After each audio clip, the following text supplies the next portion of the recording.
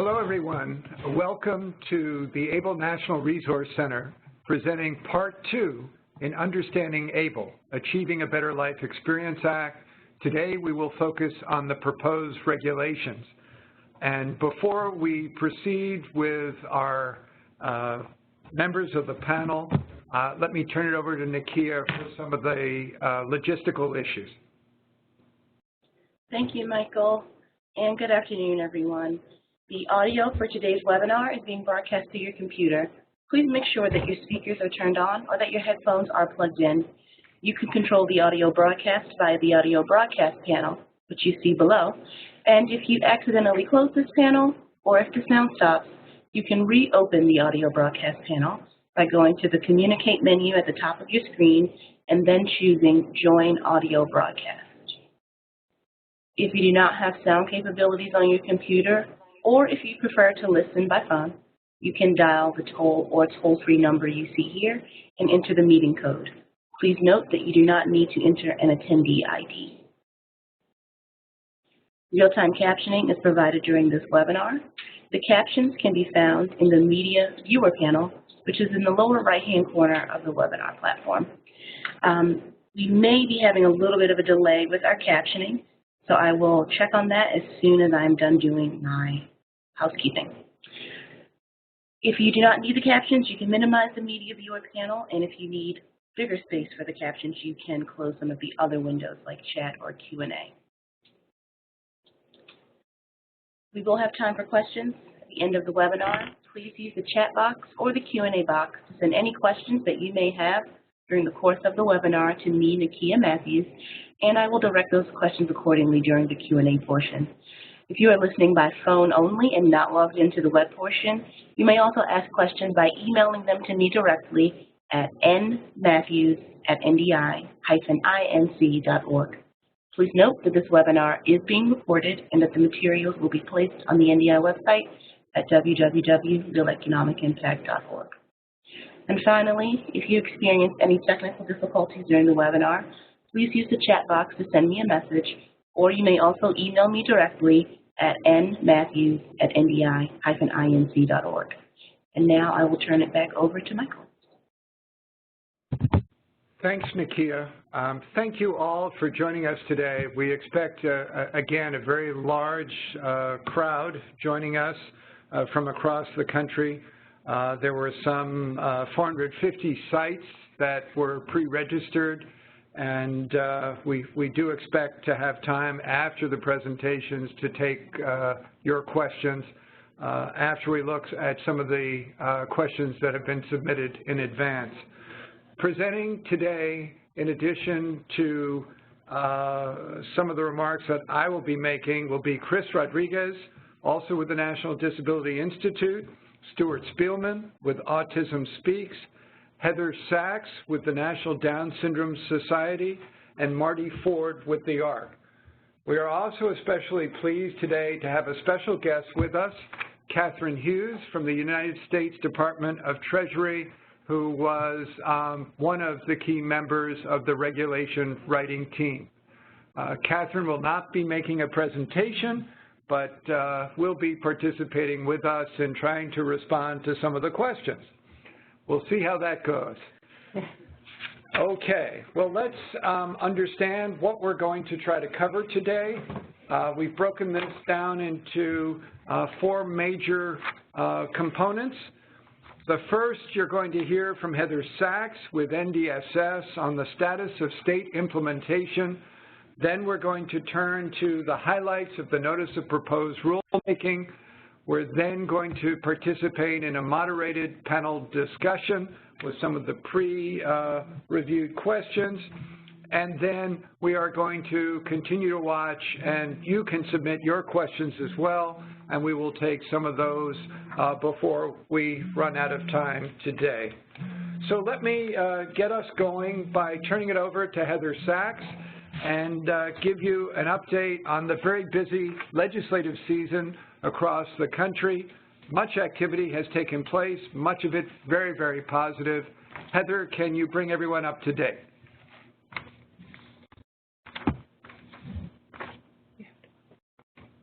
Heather?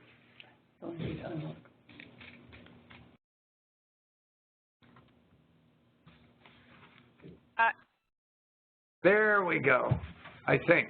Are you there?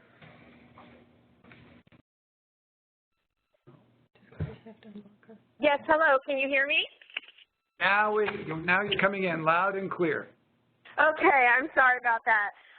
Thank you, Michael, and sorry for the delay. As you all know, the Federal ABLE Act passed in December of 2014, which empowered the states to to pass their own enabling state ABLE legislation to set up their own ABLE programs. What we did not expect, and this has been a pleasant surprise, quite honestly, was for states to move so quickly in bringing their own ABLE bills, passing them through the legislatures, and getting them enacted. As you can see on the slides, to date, 27 states have already enacted their own versions of the ABLE Act. The list is right there for you. I'm not going to read it, but you'll see it's very geographically diverse. These states that have already enacted their ABLE programs are now in the thick of implementation discussions. I'm sure many of them have representatives on this call today. So they've moved very quickly to pass the bills, and now they are in the nuts and bolts of actually setting up the programs. Most of them have set up the ABLE programs through the state treasurers and 529 departments, but not all of them have. But that seems to be the general structure. Next slide, please. As you'll see, in addition to the 27 that have already passed and been signed by the governors, there are actually 4 other states that have already passed through the legislature, the major hurdles, and are just waiting for their governors to sign. And there are 8 active bills still going through their legislative sessions. So, we anticipate that of these 8 bills, most of them, if not all, will also go through to passage and enactment. So again, the key is that states have moved very, very quickly, but obviously the ultimate goal for everyone is to establish the ABLE programs and make the accounts available for people with disabilities. We are here to provide guidance and counsel. We've spoken NDI, Autism Speaks, and NDSS.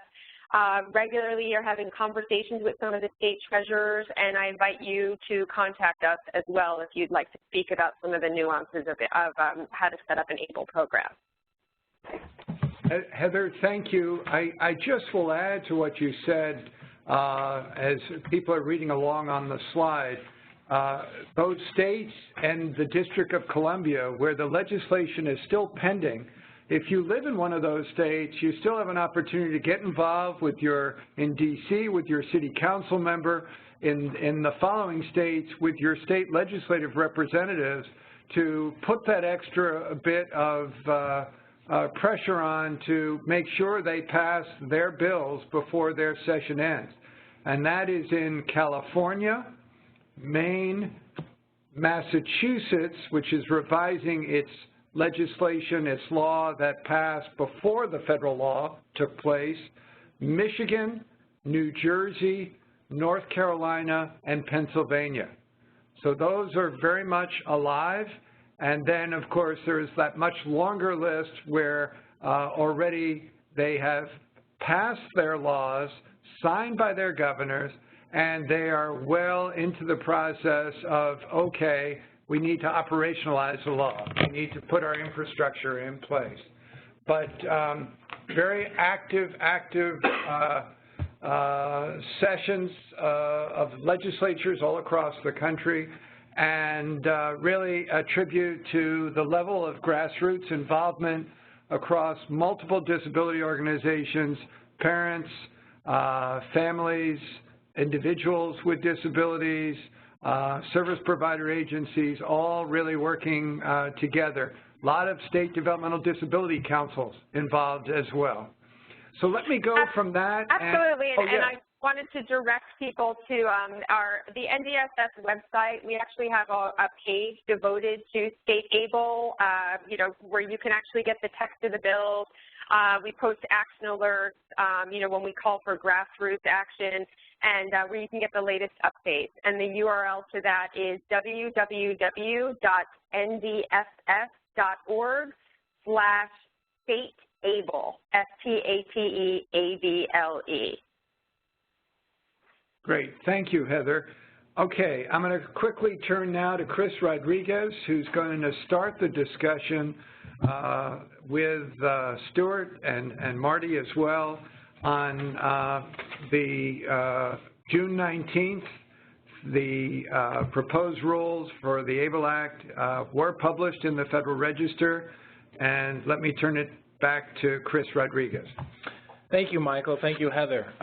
So as Michael said, on June 19th, the Department of Treasury, in conjunction with the IRS and Social Security, released what's called a Notice of Proposed Rulemaking, or NPRM, regarding the Achieving a Better Life Experience Act. The NPRM, what it does, and it's also often referred to as the proposed regs or the proposed rules, what these are going to do is they're going to assist states and program administrators in better understanding the guidelines on how to develop and maintain an ABLE program. They're going to help give additional clarification to parts of the law which may benefit from further explanation and or guidance. And they also allow for a 90-day period for the public, and this is going to include individuals with disabilities and their families, disability-related advocacy groups, state administrators, and other stakeholders to provide input on various components of the NPR. So now I want to go into what is actually in the Notice of Proposed Rulemaking, or the Proposed Regs rules. So what we did is we read through the NPRM and divided the sections into 7 different areas that we thought were most pertinent to families with disabilities, for individuals with disabilities and their families. So I'm going to take you through those really quickly, and this is going to kind of direct our presentation. So number 1, establishing an account and signature authority. Number 2, eligibility and recertification. Number 3, transfers, rollovers, residency requirements. Number 4, contributions. Number 5, distributions. Number 6, qualified disability expenses. And number 7, community development financial institutions. So, starting off with establishing an account and signature authority. So the proposed regulations provide that the eligible individual is responsible for establishing the account and that the designated beneficiary is the owner of the account. This is something that was taken from the statute and something that was reiterated during about a couple months ago with a notice that was established through the IRS. Now, while those two things remain true, there is the opportunity, if an eligible individual is unable to establish an ABLE account on his or her behalf, the ABLE account may be established by the eligible individual's agent under a power of attorney, or if none, by a parent or legal guardian of that eligible individual. So that talks to establishing the account. In addition, if the designated beneficiary is not able to exercise signature authority over his or her account, or chooses to establish an ABLE account but not exercise signature authority, the designated beneficiary's agent under a power of attorney, or, if none, a parent or legal guardian of the designated beneficiary may be given signature authority. So this is one of the questions that I know we heard a lot from various family members of individuals with disabilities, and certainly a concern of different advocacy-based disability organizations. So I want to turn it over now to Marty Ford, who's going to talk, to Michael, again, who's going to talk a little bit to the eligibility and recertification criteria in the proposed rules. Before we get to that, could I just add, there's a reason we put out these proposed regs subject to public comment. We want these regs to be as helpful as they can possibly be, and that means we do need public input. On the issue of who can have signature authority, obviously if there are concerns there, we want to hear about them in the comments. The reason that it's drafted the way it was is that, as you know, each disabled person can only have one account. We didn't want it to be a race to the bank to determine who was going to have signature authority over that account, and that was our thinking. So we're certainly open to comments, and we'd love to hear from people who have different suggestions. Great. Thanks, Catherine. So let's tackle the major components. If your state has created an ABLE account program, the obvious question you first will ask is, so am I eligible to open an account? The proposed regulations very much follow the law, and we want to bring several of the points in the regulations to your attention. First is eligibility is going to be determined for each taxable year, and that determination applies for the entire year. A qualified ABLE program may impose different periodic recertification requirements for different types of disabilities or impairments. And third, a qualified ABLE program must specify the documentation that must be provided, both at the time the ABLE account is established and then subsequent to that in terms of any conditions of recertification to ensure that the designated beneficiary is and continues to be an eligible individual. So when I say a qualified ABLE program, just to make sure everyone understands, that is the program that the state legislature has passed a law. The law has been signed by the governor, following what's in that state statute. Typically, the program that becomes that qualified ABLE program infrastructure is a state treasurer's office. But we have seen in the different state bills that have become law, that is not always the case. But when the regs refer to a qualified ABLE program, that ABLE program is the one that is responsible for determining the eligibility and for the rules related to recertification of eligibility. And I don't know, Catherine, would you add anything to that? Or? Well, these are state programs, and the statute says that one of the requirements of a state program is that the DB, the designated beneficiary, must be an eligible individual. Our thinking in doing the regulations was to facilitate the opening of these accounts with the immediate availability of those funds as qualified disability expenses. And a lot of the way we've drafted these regs anticipates a lot of self-certification, so that the concept was whoever is sitting with that family opening the account can look at those statements and make sure that they, on their face, appear to be sufficient, and then things can move fairly smoothly from that point on. If we go to the next slide, we talk about the loss of qualification as an eligible beneficiary. The proposed regulations provide that if the qualified beneficiary ceases to be an eligible beneficiary, what does that mean? That means that there was a change in their status in terms of the nature, type, severity of disability. It is possible, and disability, depending on the nature and severity, changes for some people, and others it pretty much is lifelong. But if there is a change, the account will still remain an ABLE account, and the individual will continue to be a designated beneficiary.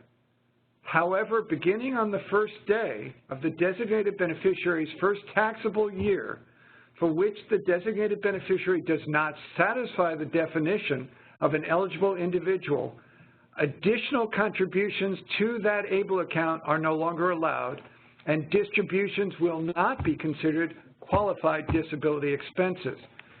If the individual regains eligibility, because that's a possibility too, remembering for some people, not everyone, it's more of a dynamic change in conditions. For others, it's pretty much lifelong and permanent. But for those who may be in that changing situation, they can regain their eligibility and the moratorium will be lifted. So then new contributions can be coming into the account by that individual with a disability, by family members, by friends, by anyone, frankly. And second, people can then just be able to access that account in terms of disbursement for qualified disability expenses, which we'll be talking about in a few minutes. Let's go from here, and I'm going to turn it over to Marty as to transfers, rollovers, and residency requirements. Okay, great. Thank you, Michael. Now I get to get into some interesting details about these accounts, and I'll certainly welcome Catherine having any insights or additional details to add to this. First of all, the proposed regulations would call for a qualified ABLE program being allowed to continue to maintain the account after the designated beneficiary moves to another state. That was a question that many people had, and this is an interesting provision and one that I think many people will welcome, so that if you move, you may be able to maintain your account in the state that you left if the state program chooses to do that. Another question that has come up quite a lot is why or whether, if you have money in a typical or regular 529 program, can those dollars or funds be rolled over to an ABLE account? And the proposed regulations would indicate that the answer to that is no, that funds in a qualified tuition account or a typical 529 will not be allowed to be rolled over to an ABLE account without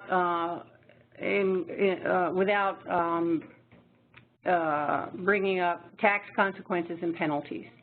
And the reason for that, as I understand it, is that that's just not an authorized expense under the 529 program. And the ABLE law did not change that. So that's part of the law, and there's really nothing that the regulations can do to change that. Another point is that a qualified ABLE program is allowed to make program-to-program transfers to allow someone to change their qualified ABLE program. Let's say they're moving from one state to another, so you can move your entire account to another state, or you can change the designated beneficiary, and that's allowed under the law for certain people, specifically siblings of the former beneficiary, and as long as the transfer is made prior to the death of the transferring account owner. Next slide. The regulations also provide that the ABLE program may only accept cash contributions, and those contributions can be in the form of a cash, a check, money order, credit card payment, or other similar forms of payment. But for instance, it cannot be property. I mentioned earlier that the accounts can be rollovers from one state to another, for instance, program-to-program transfers, or from one individual to another if it's a qualified beneficiary within the family. But except for that, total annual contributions to an ABLE account must not exceed the individual gift tax exclusion in effect for that calendar year in which the designated beneficiary's taxable year begins. Michael talked about the taxable year, and currently that that amount is $14,000 for this year.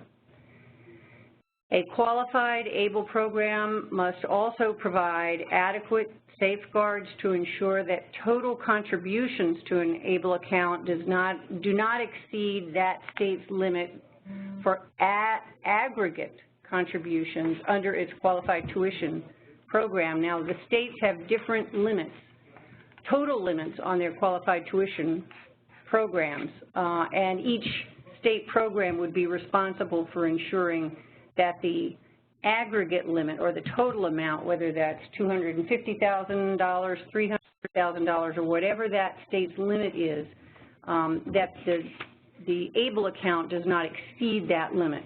That is something different from the annual limit of currently $14,000 a year. It's interesting that that provision is the same in 529 and in 529A with regard to the contribution limit. And it's couched in both parts of the statute as a total contribution limit. There is a safe harbor that was created in the proposed regs under 529 that has never been finalized, and we use the same safe harbor in these regulations, so that what we are suggesting that if the states choose to apply this particular limitation, by referring to the account balance never exceeding that state limit, you would not be deemed to have violated the statute. That would allow you, for example, if you put in the whole $250,000 and the investment decreases, you can put in more. Under the safe harbor, under the technical language of the statute, you wouldn't be able to, ever. Okay, that's very, very helpful. Thank you very much. So on to the next slide. Thank you. Just a few more details. A qualified ABLE program must return contributions that are in excess of the annual gift tax exclusion, including net income that's attributable to those excess contributions, and it must return all contributions along with the net income attributable to them for its qualified tuition plan, for anything that exceeds the aggregate contribution. So anything that goes over those two limits, along with the income attributable to them, will have to be returned. And those excess contributions and excess aggregate contributions, when they are returned, the ABLE program must notify the designated beneficiary of such return at the time of the return. And to avoid penalties and tax consequences, the fund must be returned on a last-in, first-out basis. I'll say a little bit more about that in a second. No later than the due date of the beneficiary's tax return for that taxable year. And last-in, first-out means essentially what it says. If somebody had contributed, let's say, $14,000, and then somebody else contributes $2,000. Well, the last contribution in was that $2,000. That's the first one out. That has to go. So that gets returned. So it basically means what it says. It's the last one in. It's the first one to be kicked out. And obviously, in the way you implement the state programs, it's going to be much easier, I suspect, to prevent the receipt and deposit of any excess contribution than to go through this process for computing how much has to be returned. Exactly, exactly. And I think that's a really important point. We would hope that the state ABLE account programs would be able to set up systems that would be able to detect these contributions perhaps before they are accepted by the program, so that you don't have to go through that process, but if they are accepted, that they are refused or returned before they create problems, particularly for people who are on the SSI program. But these are things that we will need to be thinking through carefully as we consider the comments that we need to submit.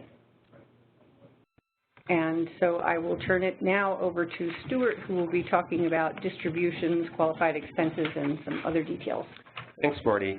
One of the interesting things about these accounts is that the time horizon for distributions may be short or it may be long.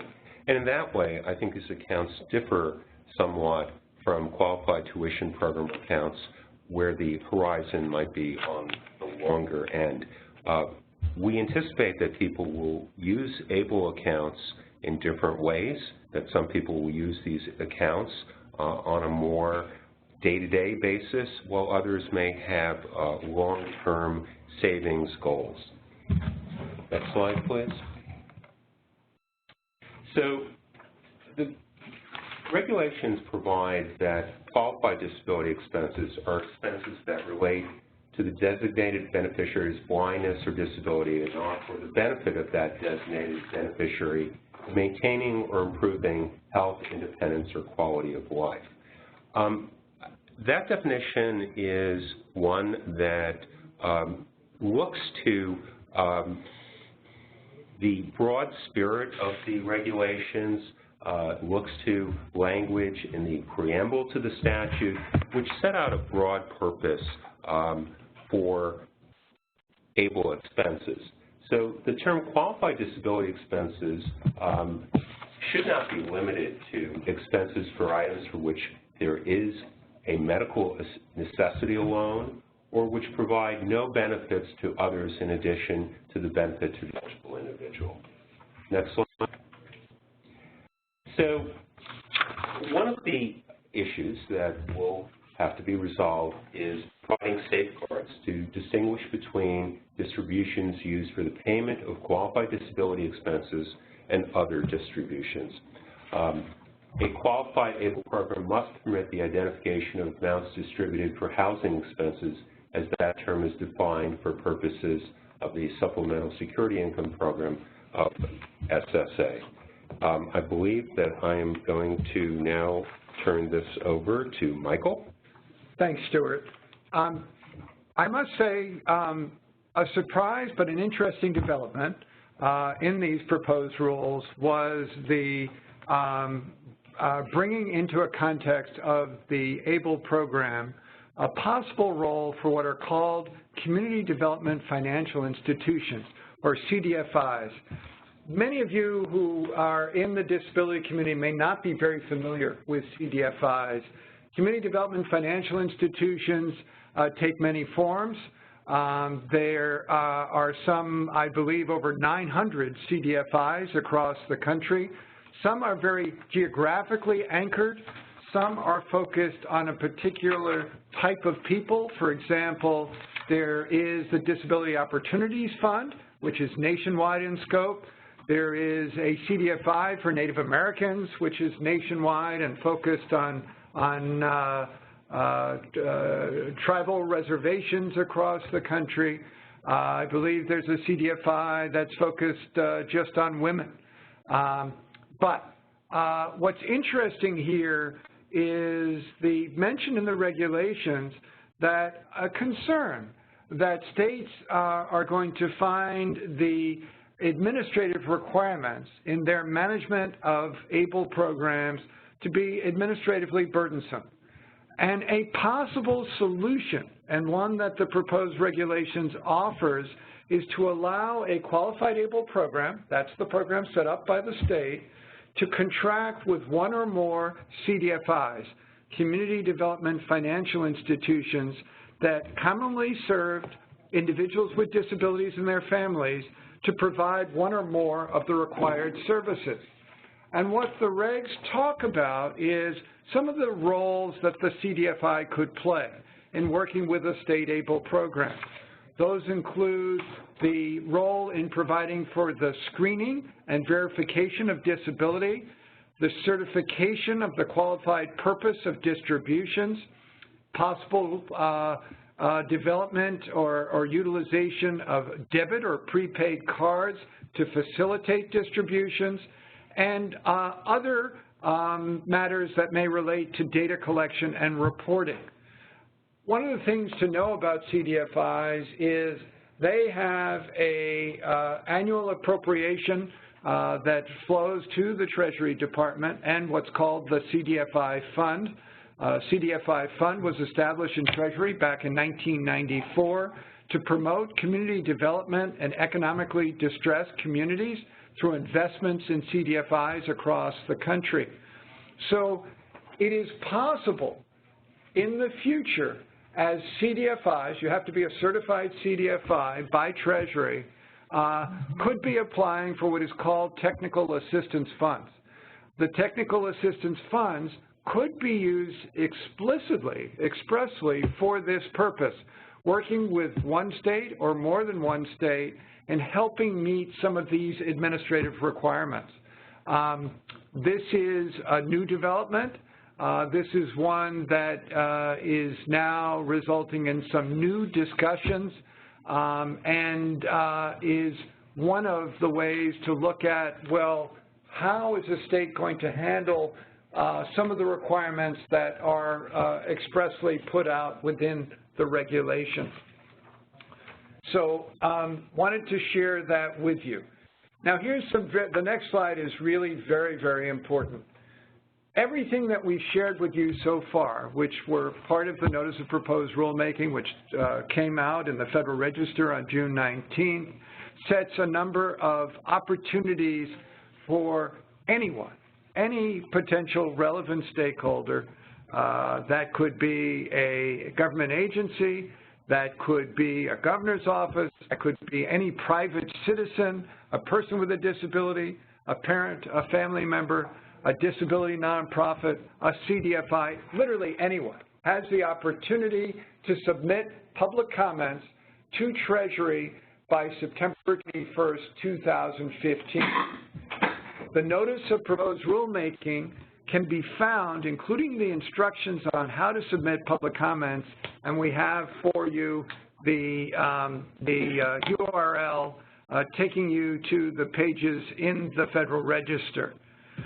I will tell you, from someone who has had much experience over the years in submitting public comments to proposed rulemaking across different federal agencies, I would make a couple of suggestions to you. The first is be specific. Provide, if you can, if there is a concern regarding what you think is perhaps confusing language or needs further clarification, or you have suggestions in terms of even further guidance that might be issued by Treasury, be very specific. Cite to the specific section in the regulation, cite what you feel the issue or challenge is, and then propose a solution. A solution can be specific language. A solution can be sort of your concept or your framework to help Treasury and the IRS think about what it is that might respond to the concerns that you have. They're also, separate from the public comment period, there is going to be a public hearing here in Washington, D.C. on October 14th at 10 a.m. I believe, although I don't have that note in front of me, I believe that's going to be at the IRS building. And I'm sure as we get closer to October 14th, there probably would be some additional information perhaps coming out. Probably not. I mean, what happens is you have to submit your written comments by the due date in the proposed regulation if you want to speak. And then once that date has passed, you'll be able to get at the hearing a list of who is scheduled to speak. Who's scheduled to speak.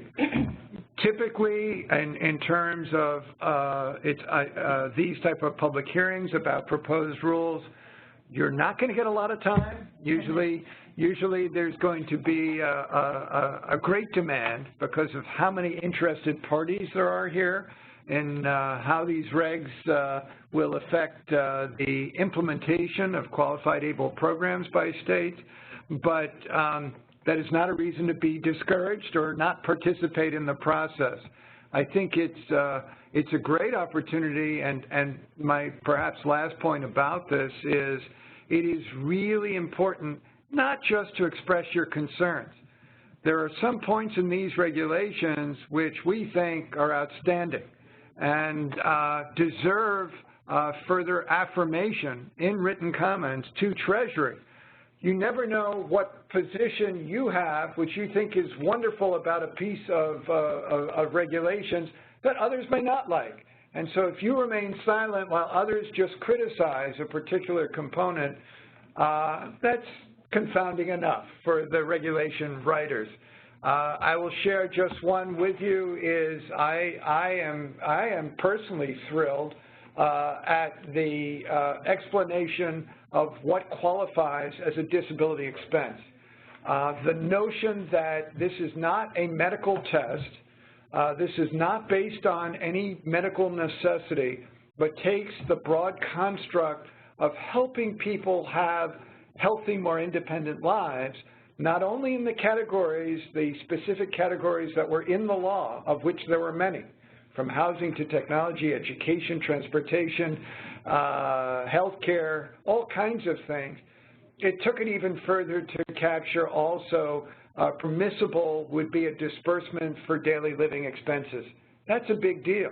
And then it goes further, which has always been kind of a confounding issue. This is not something that has to be exclusively for the use of the individual with a disability, the beneficiary of the account, also the owner of the account. It makes it clear that there may be others who are getting benefit, but that doesn't exclude it from being a qualified disability expense. And there are lots of examples of that under other laws and other funding streams, the notion that everything from the purchase of a van that is a critical means of transportation for individuals with disabilities to the use of a computer or a laptop or an iPad or things of that sort. And Michael, I just want to follow up on what you're saying. I think that it is very important for people to become involved in this process, and that a lively debate is something that is to the benefit of the disability community, to the to providers, to the Treasury and IRS. An active discussion will make these regulations more clear. It will make these regulations better. And I think this is something we should all welcome. We should talk about, people should talk about what they like, and people should talk about what they don't like. Thank you, Stuart. The last point in next steps is that there is a preliminary summary of the highlights for individuals with disabilities and their families. Many organizations are putting summaries together and perhaps already have on their websites. We offer you a further one at www.realeconomicimpact.org/news and further parts of the URL. We will tell you, and go to the next slide, Chris, that on behalf of the ABLE National Resource Center, we will be pulling together a regulatory comment team. Several organizations will be working together. And for those of you who are not familiar with the Resource Center, we put this together back in January. There are 27 national disability organizations who participate. We have a meeting each Friday. Our main goal is to provide a consistent disability voice to accelerate ABLE Act implementation at a federal and state level, and also to serve as a facilitator between the disability sector, government, financial service companies, again, to accelerate effective design and availability of ABLE accounts nationwide, to work together across the disability spectrum on education and outreach, and also educate government at a federal and state level about consumer needs and challenges in establishing and or managing an ABLE account. Next slide. We hope, too, to work with financial service companies, and we already have been engaged in dialogue with quite a few companies, often asking the question, well, what's the right product or right product mix? An ABLE account is different than a 529 college savings plan. Lots of expanded purposes, qualified expenses that will be covered. And ultimately, what we hope to do is educate the public, policymakers, and other relevant stakeholders about the positive impact of ABLE accounts as individuals and multiple systems work together to look at, are there further need for changes and further policy development that might be necessary. Next slide. To learn more about the ABLE National Resource Center, contact Chris Rodriguez at ndi-inc.org. And again, if you're a national disability organization and would like to participate, there is simply no charge. We can link you in. Some people come here in person and others participate by phone. Again, it's to try to provide a kind of continuity and consistency to what is going on out there around ABLE implementation. Next slide. Yes? I'd like to throw in just one thing in terms of the implementation by the states, sure, if I may. The initial notice that we put out, as well as the proposed regs themselves, talk about the effective date of these regulations and how we anticipate going forward. The press release that came out with the regulations mentioned reliance on these proposed regs.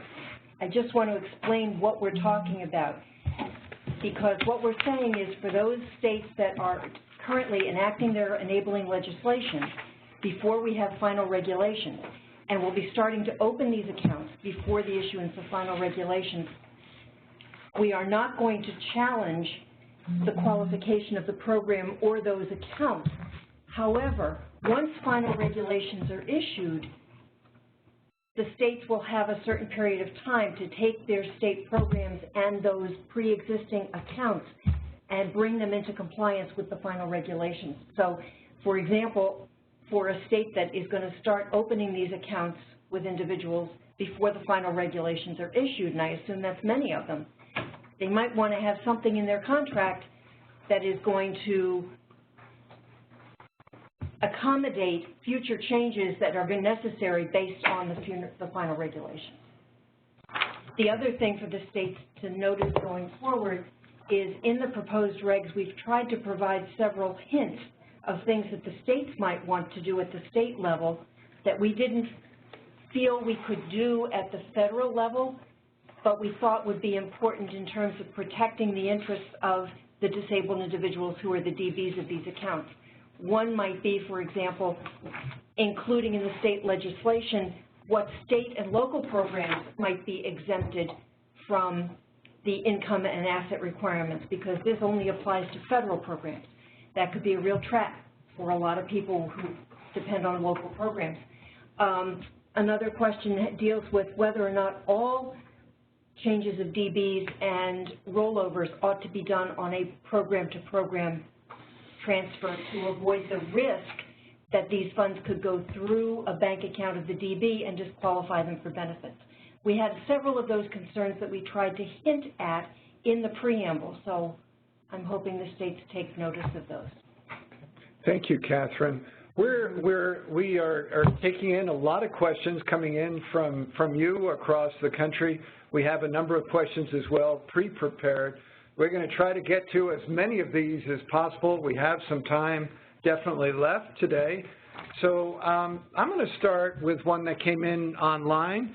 The question is, who is responsible for determining eligibility each year and maintaining the documentation? Determining eligibility means, of course, being a person eligible to have an ABLE account. The determining of eligibility, this is Michael speaking. My interpretation of the law and proposed regulations is that eligibility would be determined by the state, the qualified ABLE program. What requirements they have are certainly guided by the regulations and guided by the law. Breaks down into people in two categories. There are individuals who are current Social Security beneficiaries, one category. They're either recipient of SSI and or SSDI. In addition to that, they had to have had their age of onset of disability at age 26 or younger. That's category A. That's a pretty straightforward set of criteria for eligibility. The second group are those, and there are others, many others, potentially in the millions, of people who still have the age of onset of disability, age 26 or younger, but are not on Social Security benefits. And that is that second class, which requires, as in the statute and discussed in the regs, a letter of certification of level of disability that is signed by a licensed physician. Now, how and what kind of documentation would be required to be presented to a state regarding this second class, because the first class is pretty straightforward in terms of Social Security beneficiaries. But in the second class, my interpretation in reading the regs is quite a bit of flexibility to the state to determine what is it going to take. I believe, and I will throw out for discussion among our panelists here, that it is possible for a state to create a simple one-page form. The devil's in the detail of what that form requires, but the form would be, in my view, obviously identifying information about the individual. If they were not a Social Security beneficiary, which could be a checkbox and with appropriate information provided, would require the notion that there is a letter of certification from the physician who is licensed in that state to make the judgment based on the criteria that has been offered up in the law and by the regs. I don't know that one would have to go beyond that, but I'll throw it open to the panel if you think otherwise. So one of the things that strikes me about this, Michael, this is Stuart speaking, is that it will probably be helpful if states talk to one another in trying to come up with approaches. I think that the IRS and Treasury will be very interested in working to smooth things out, but I do think that every state will not have to develop its own wheel, that there is probably some efficiency in working towards standardization. I'm mindful of the way that things are done often in the National Association of Insurance Commissioners, where NAIC as an organization tries to develop model laws that states adopt. And I could imagine states following similar practices. That's not a must, and this is certainly a personal opinion, but I could see some advantage to doing that. Marty. Yes, I think that, Michael, that what you're saying is possible, that based on what is in the statute, you could develop a form that basically allows the individual to attest to their belief that they meet the criteria, and that there's a physician that also attests to his or her belief that the individual meets the criteria as they, as they speak. What I want to comment on is whether the states are developing different criteria. I believe that this should not be left up to the individual states. I think this is a national program and should not devolve into 50-plus different programs. I think that we really don't want to see that many different approaches to the definition of disability, especially since it is the basis of it starts with the Social Security definition of disability, and the certification is based on part of that definition. I think it will, in the beginning might sound okay, but over time as years go on and more different people begin to start interpreting and redefining and reinterpreting and redefining, it will become a program that won't make sense from state to state. And we have too many problems with that and too many other programs. And then when you have people who need to move from one state to another, they may be eligible in one state and not eligible in another, regardless of the age of onset. And that won't work. And so I'm really worried about that. I think it should remain a federal definition. It's a federal definition in the statute, and I think it should remain so. So I think we have to keep it at that level. I don't know, Catherine, is this one you want to comment on, or you want to pass? Well, I think this is certainly where we would benefit from assistance of comments. Yeah. The IRS is not qualified to make disability determinations that the Social Security Administration does. We're not trying to replicate that process. So anyone who has suggestions as to what, whether the final regulation should specify something along this line to sort of standardize it, as Michael said before, give us some specific suggestions. We're certainly willing to listen. Great, thank you. Thank you. I think the second part of this question, I know we're still on the first question, we have many, but the second part of the question is, who is required or responsible to maintain the documentation? And it's also an interesting issue. I personally believe, in my reading of the law and even the regulations, although it's clear the state qualified able program has a responsibility for overall management and oversight of the program, I here again believe, in the same way that so many of us respond to different provisions of the tax code at a federal level, give a case in point, my putting down on my tax returns that I have made the following contributions as a charitable deduction, that I only have to provide detailed information if it's for per contribution if it's more than $250. For those under, I can provide a laundry list. I'm basically attesting to my honesty, and it is later on in the game if I happen to be a person singled out for an audit. So I believe here, I don't see the state or the federal government wanting to collect this documentation, where or why. I see it more of a testing by the individual based on a standardization of requirements back to the initial question of certification. If the person is challenged by either the state or the federal government, they need to produce the documentation. But I can't see this paper shuffle in some way of documentation now, even with all the clouds that we have where you don't have to overload your own servers. I don't see the need for collecting thousands of papers from individuals. But that's my point of view. It seems to me another area worthy of comment, but again, we try to look at this as nothing about this program should slow down the intent of Congress, which was to deliver on the promise of ABLE, which is that an individual should be able to go from certification without, as in the case of Social Security, spending months waiting to find out am I eligible or not.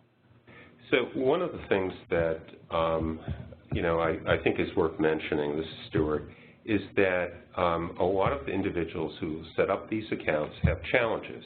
I mean, this is obvious. This is the rationale for creating an ABLE program, and I think that while simplicity is a general guiding principle for tax administration, that should be particularly true for accounts like this that are designed to help individuals with disabilities maintain a quality of life. Do you want to make any comment on that? Pass on that one. I'm going to go to question number 2, if you pull it up, Chris, is are there certain pre-established conditions that would automatically allow an individual to be an eligible beneficiary through the disability certification process? And I'm going to turn that over to Marty, because there is language in these proposed rules that does take into consideration certain pre-established conditions. Okay. Very briefly, I would say that the statute does refer to allowing those conditions deemed to meet the requirements of subsection, and then it refers to it, and then the rule itself, the proposed rule, I should say, refers to the conditions known as the compassionate allowance list, which is something that the Social Security Administration has developed to allow certain conditions that fall into special categories of severity of disability and the ability to have a certain level of evidence available and the ability to quickly judge whether that person is definitely going to be severely disabled based on this. I mean, the easiest one for people to understand when you talk about the compassionate allowance list is to mention Lou Gehrig's disease. That's one that's on there. The other criteria that is obviously a part of this is that the person must have had it before the age of 26. So in using this list, it's the compassionate allowance list in addition to being disabled before age 26. So I think that that's just one thing that we should be looking at, but that is clearly mentioned as one of the things in the proposed rule that would be usable.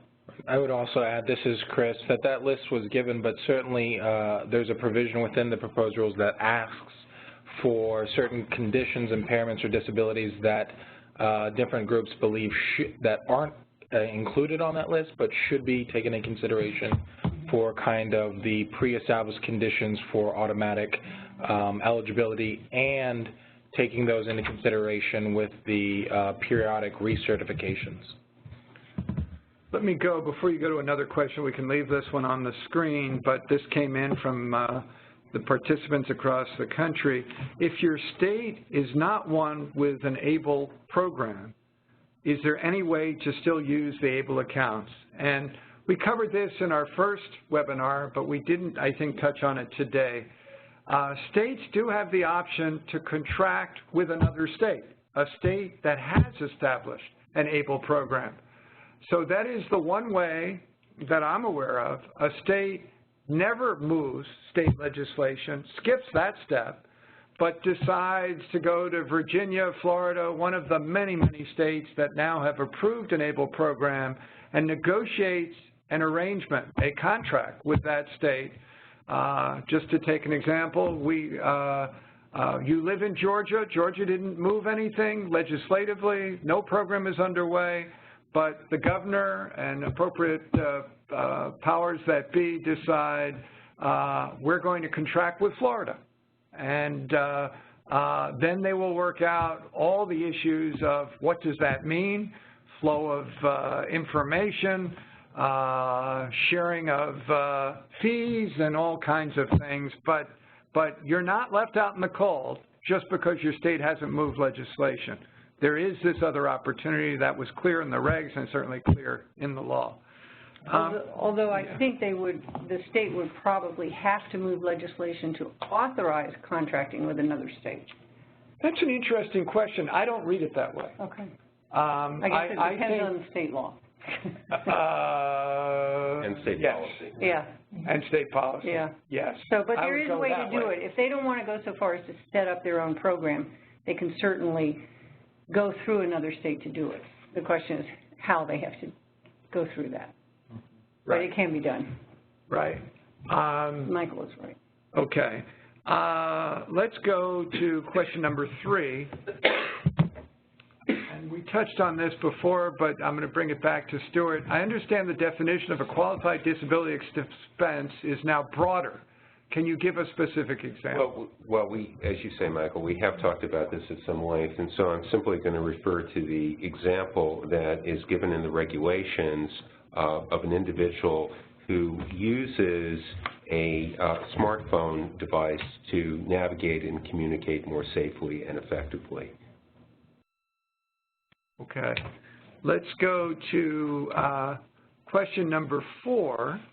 I understand that an eligible beneficiary can only have one ABLE account. Is that per lifetime?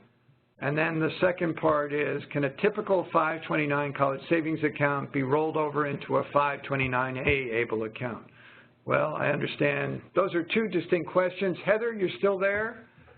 Yes, I am. Okay.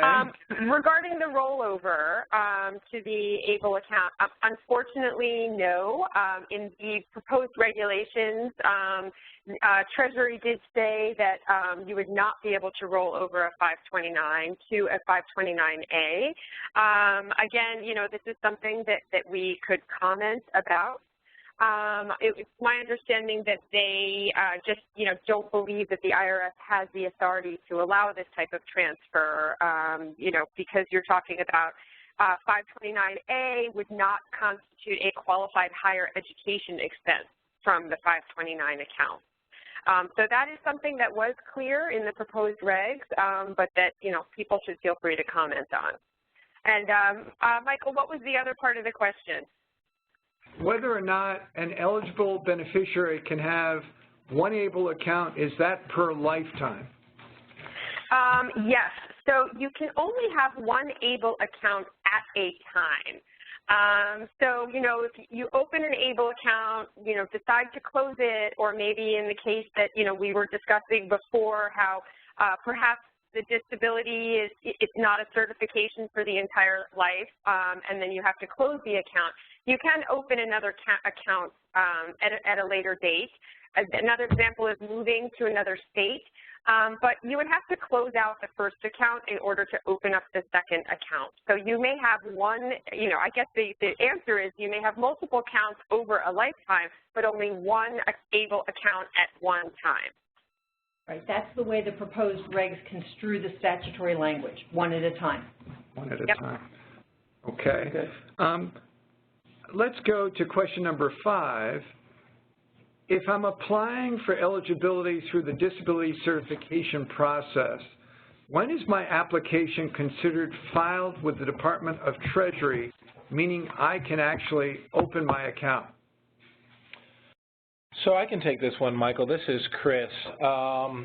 According to the proposed regs, one of the things that they clearly wanted to make sure that they were accomplishing is to make sure that an individual who is a qualified beneficiary can set up these accounts as readily, as quickly as possible.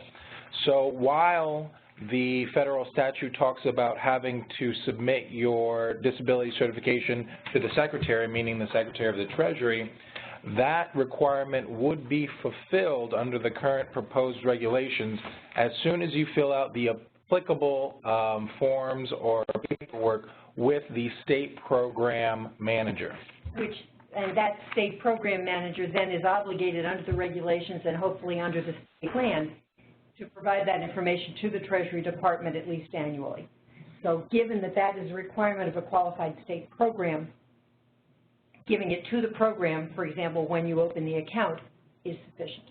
Right, in that moment. In that moment. Okay, let's go to question 6.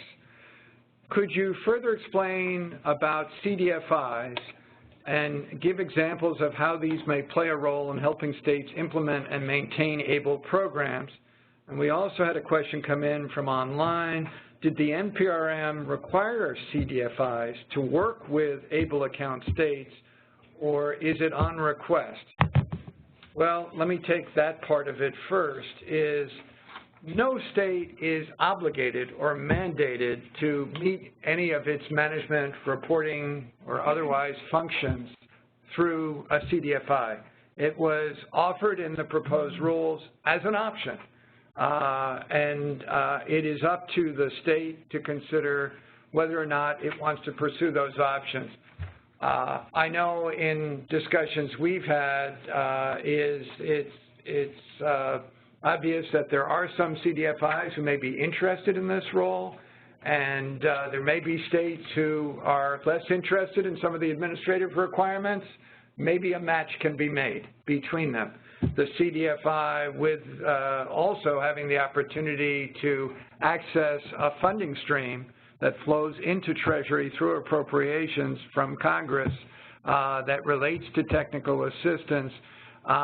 There are some possibilities of a match here. And it's my understanding that some of the CDFIs could actually get corporate grants to help defray these administrative costs. So they don't even have to depend on the money from the CDFI fund. Absolutely. CDFIs are not by any means solely funded from public funds. In fact, the whole, I think, innovation in the program when it was first created is about public and private funds leveraging each other. So here, absolutely, would be another. There's no guarantee that the Treasury Fund would make these grants, but there is a possibility of the private funding. Yeah. What role would CDFIs play? I think we talked about earlier. Could help manage the certification or recertification process. It could oversee the disbursements, any of the reporting requirements in the Act, almost everything. And again, this would be a negotiation between a CDFI and the state qualified ABLE program. Let's go to the next question. Question 7, will there be tax forms related to the ABLE program that the eligible beneficiary and or the administrator will be responsible for filing? So, Stuart, and I'm aware of 2 forms that are drafts that are online, and one is Form 5498QA, which is a account contribution form, and the other form is a 1099QA, which is a distribution form. I also want to mention not a form, but a publication, which is Publication 907, Tax Highlights for Persons with Disabilities. That publication is referred to in the instructions for one of the forms, and I anticipate that Pub 907 will have some very useful plain language information for individuals regarding ABLE. The breadth of that publication is greater than ABLE, but I would be surprised if there isn't a good amount of space in 907 for 2015 that is devoted to ABLE.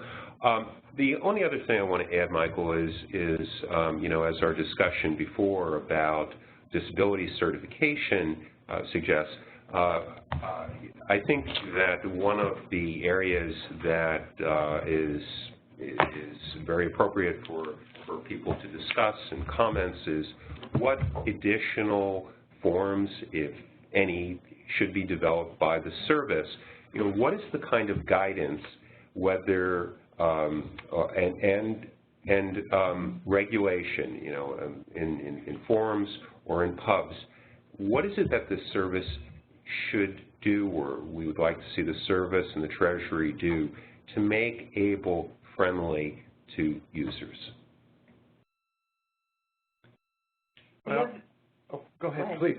The other, without answering that question, the other filing that's going to be required is the program filing to the Social Security Administration, which we mentioned in the proposed regs, but we can't write Social Security regulations. So I don't know what Social Security will be requiring.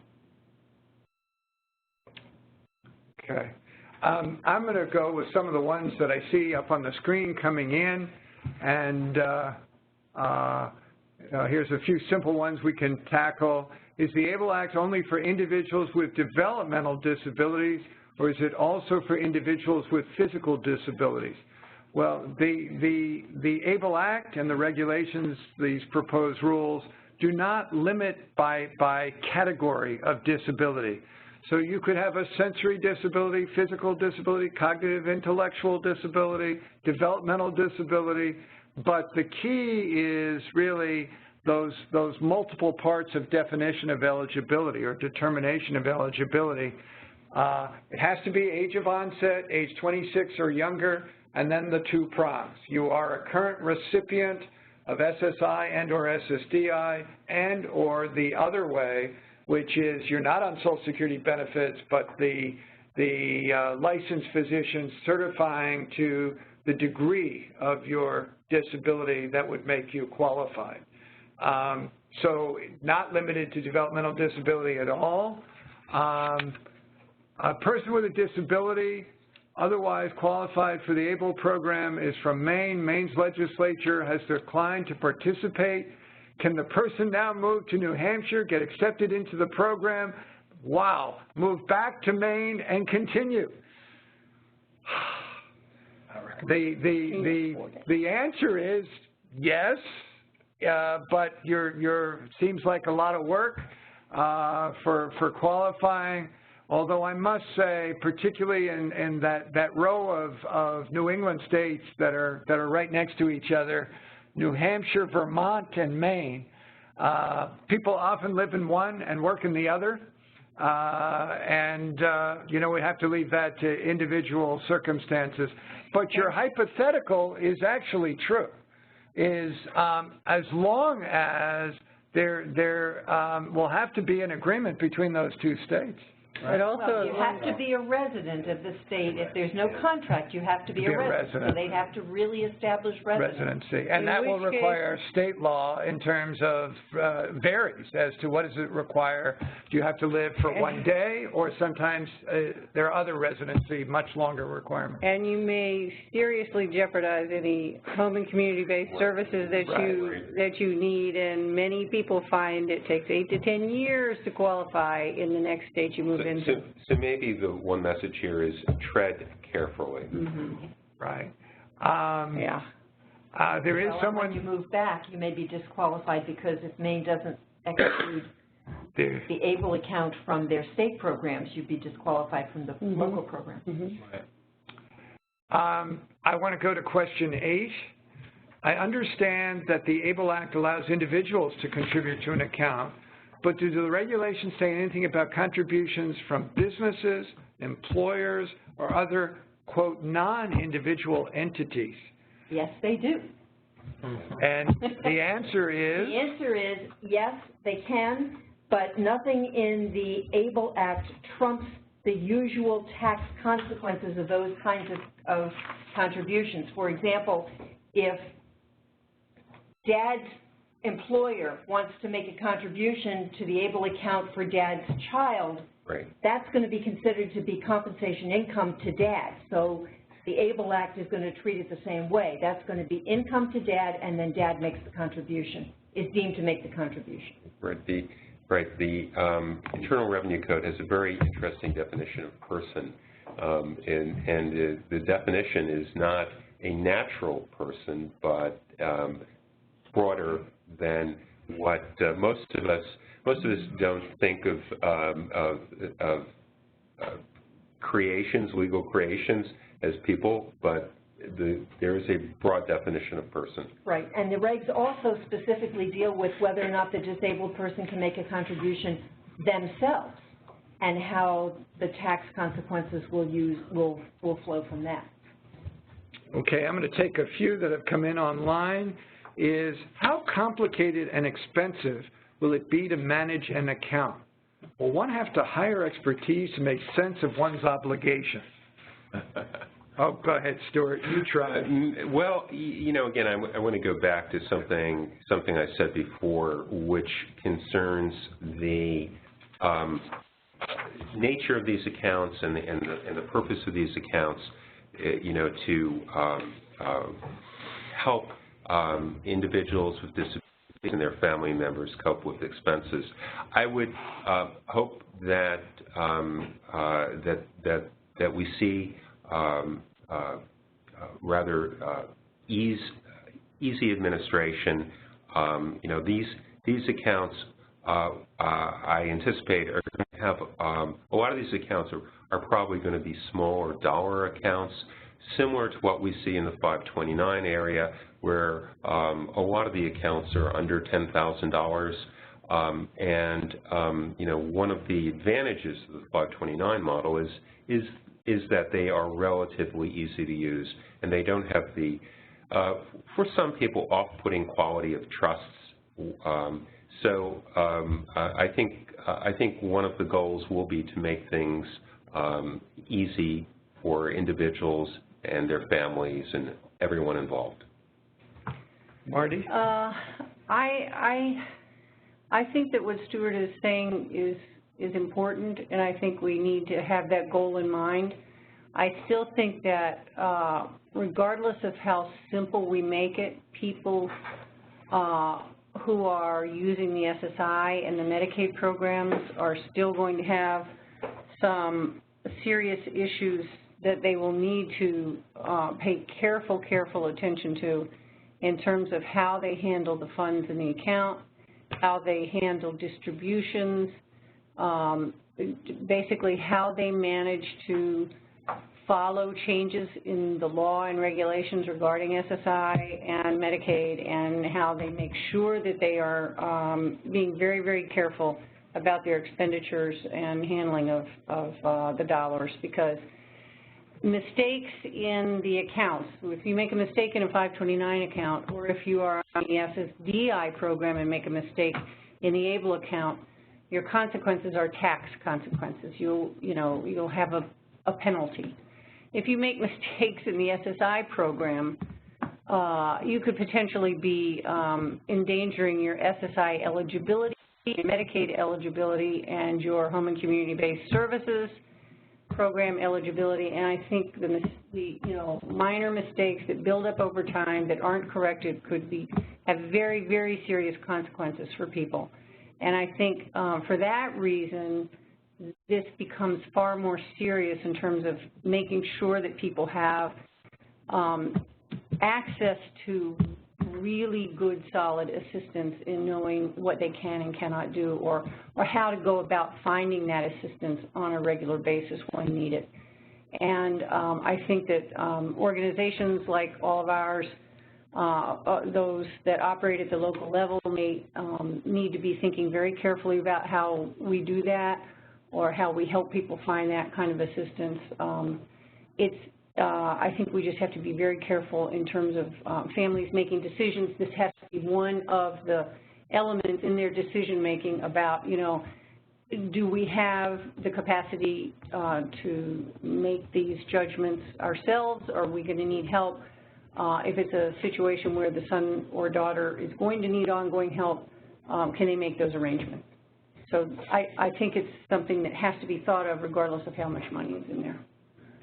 We'll go to another one, came in online. With respect to SSI and or SSDI participants for determining eligibility, as obtaining a benefits verification letter may cause undue delays, would it be sufficient for a program to accept the individual's, I think, self-certification of SSI, SSDI participation? I think that's up to the state programs as to what evidence, you know, if you show your letter, the annual award letter from SSI, maybe that would be sufficient at the state level. I don't know, but that will be up to the states, I suspect. I wonder if even that your direct deposit or proof that you're getting a monthly payment, and it's clear that's a Social Security payment coming in. So you know, again, it sounds like flexibility of the states. They need to determine what it is. It doesn't have to be overly burdensome on the individual or the state, but they need to figure it out. Okay.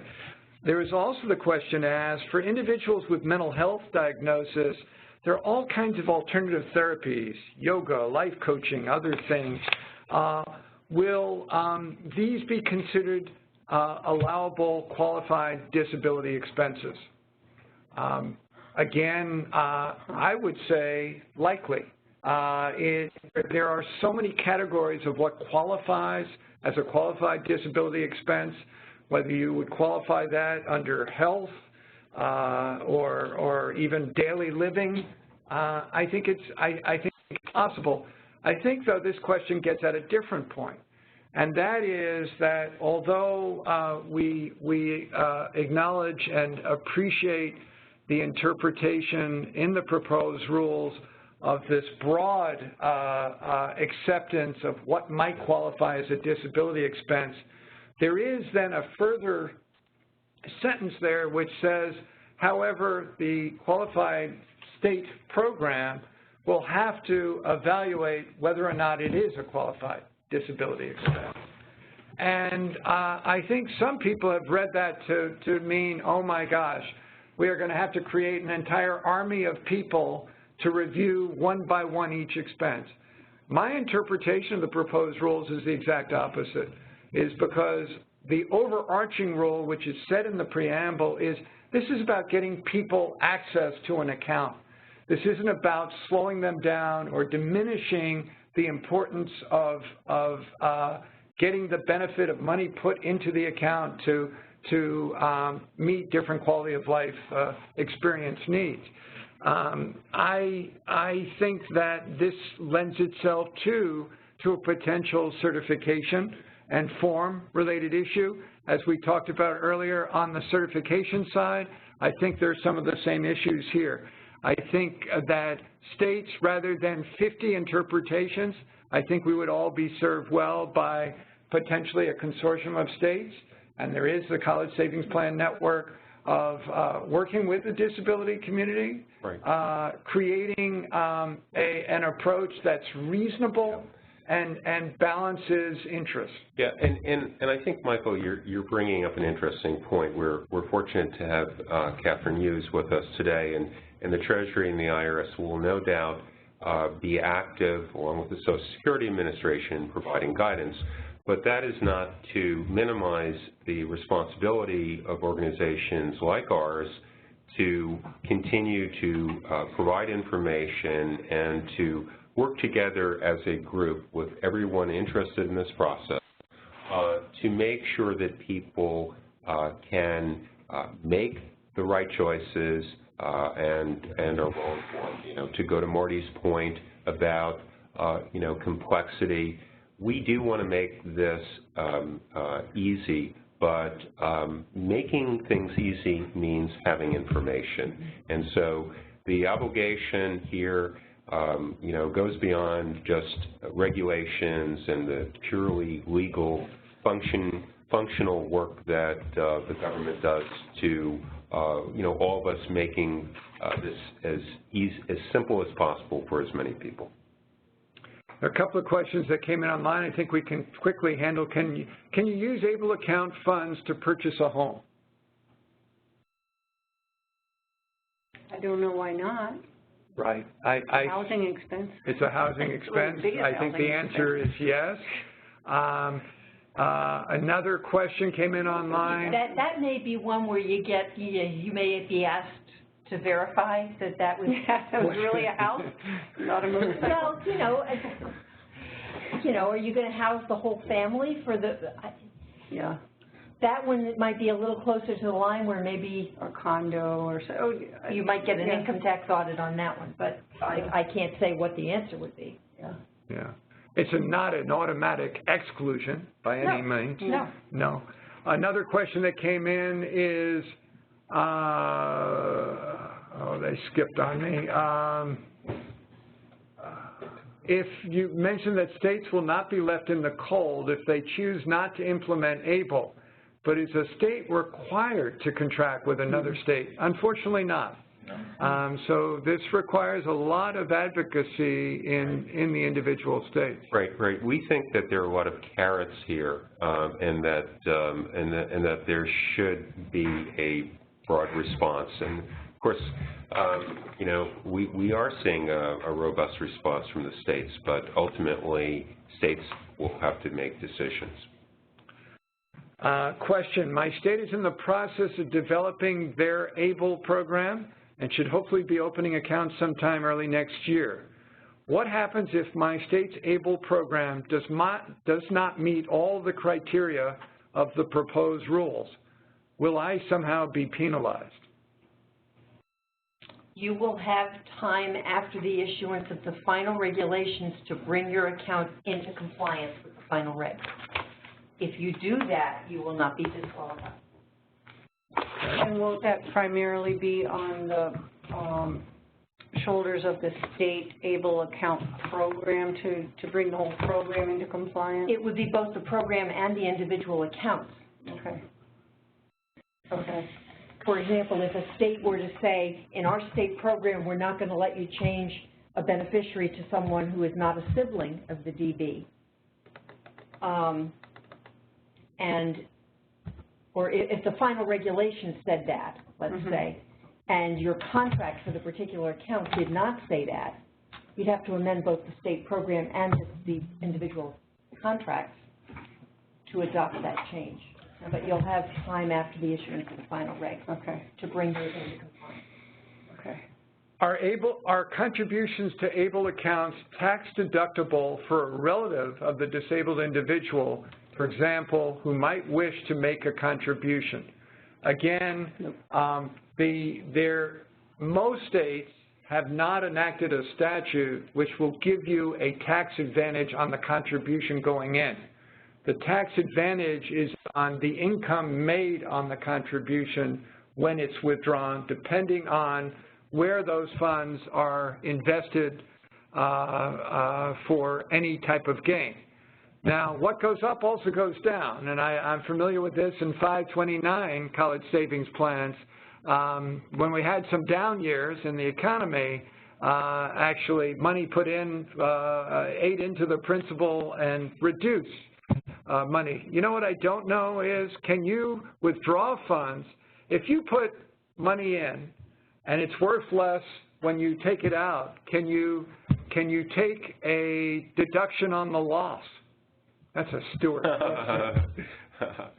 I'm going to not opine on investment loss questions. I think this is beyond the scope of what we're doing. No problem. No problem. I think we are out of time. We have covered a lot of ground today. We hope you have benefited from hearing the update on where states are, from our review of key highlights from the Notice of Proposed Rulemaking and this give and take with you. We took a lot of questions. We'll look through all the questions that have come in to see if there are some others we can try to answer. If you have a specific question and are concerned we didn't cover it, please do contact Chris Rodriguez at ndi-inc.org. We, on behalf of the many disability organizations that are participating in the ABLE National Resource Center, thank you. Hopefully you're more informed. The more informed you are, you can make better decisions about your individual choices. And hopefully this dialogue, we know, will continue. As I said, we will be working on comments, and we expect that we'll be doing further webinars and further education efforts. But thank you for staying with us, and please continue your work in your individual states where so much of the activity is going on, but also share with us your challenges, your concerns, so that we can reflect those if they come in from lots of people in the comments that we'll submit to Treasury. I want to give a special thank you to Catherine Hughes for sitting in with us, helping us deal with some of the questions. It's enlightening, and I think all of this will help create an accelerated implementation of ABLE accounts someday, we hope. And I hope this doesn't take more than a few years. Regardless of where you live, you will have the opportunity to take advantage of the promise of an ABLE account. So thank you, and have a great day. Bye-bye.